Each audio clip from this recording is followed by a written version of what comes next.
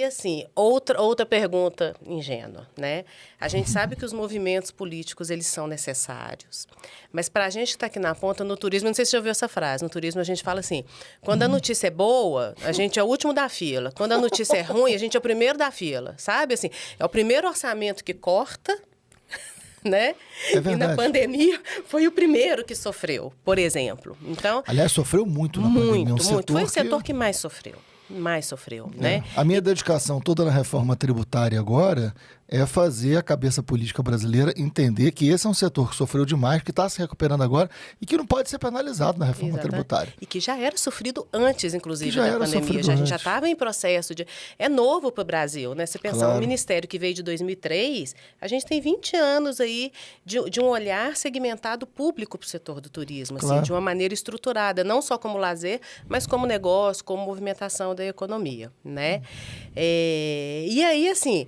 Como articular isso, né? Eu tenho visto aí os movimentos, né? O turismo é uma pauta séria, como a gente tem falado, muito, né? Ele trata de temas que são atuais, são importantes para a economia, para a sustentabilidade. Isabela, só para quem está ouvindo a gente, que não necessariamente, como a gente está apaixonado pelo tema, assim, ou pensa no turismo na hora de pensar na viagem só. O que está valendo.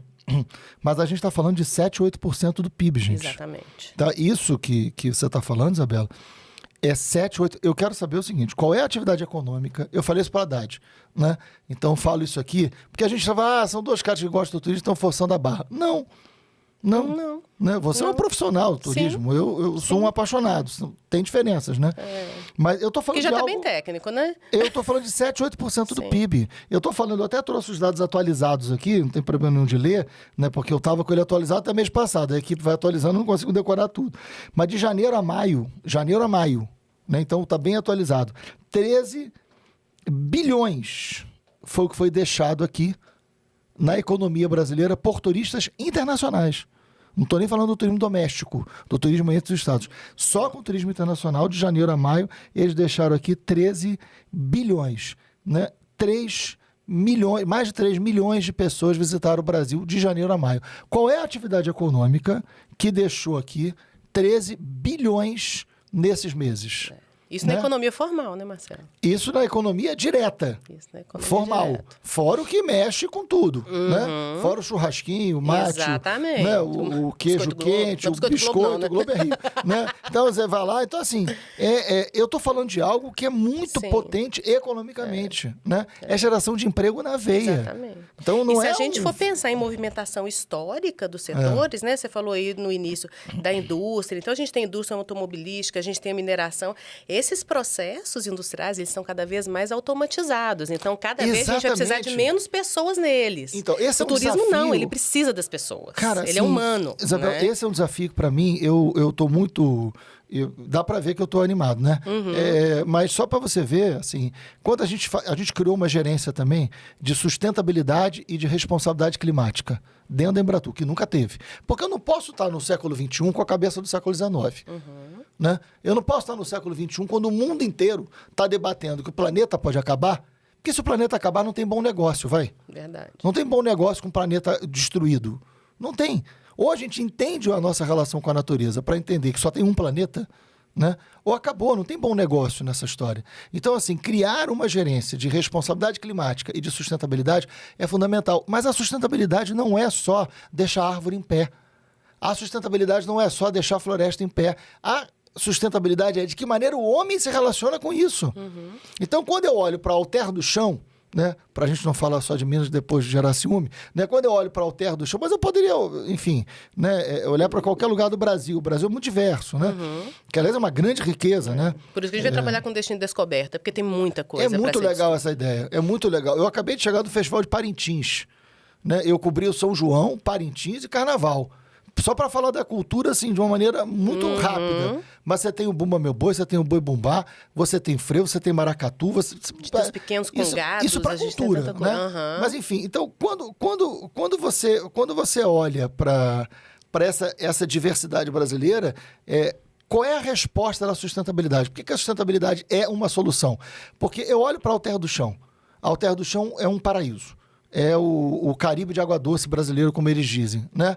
A Alter do Chão fica no Pará, o Pará que vai receber em Belém a COP30, que é um momento muito importante do debate ambiental brasileiro, né? Ora, a gente está com um projeto na Embratur, eu estou conversando direto com o governador do Pará, que a gente vai fazer um projeto de esporte, natureza e emprego. E turismo, claro. Né? Então vai ser uma competição de triatlon internacional em Alter do Chão. No ano da COP30, depois da Olimpíada, portanto.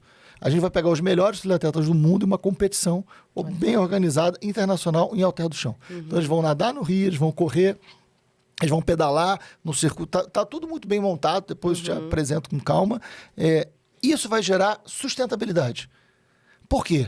Porque eu vou fazer com que Alter do Chão possa ter uma atividade sustentável, que respeite o meio ambiente, que gere emprego e que mobilize aquela comunidade.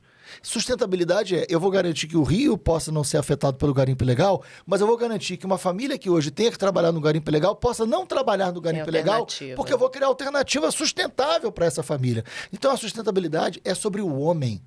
A sustentabilidade é a relação do homem com a natureza, a relação do homem com o planeta, a relação do homem com sua família e com o emprego. E ela precisa ser ambiental, econômica e social, né? E o turismo é a grande solução para misturar isso no mesmo lugar, no mesmo caminho, né? Então, eu estou absolutamente convencido disso, e esse é meu empenho pedagógico em Brasília, que é convencer os outros da mesma coisa.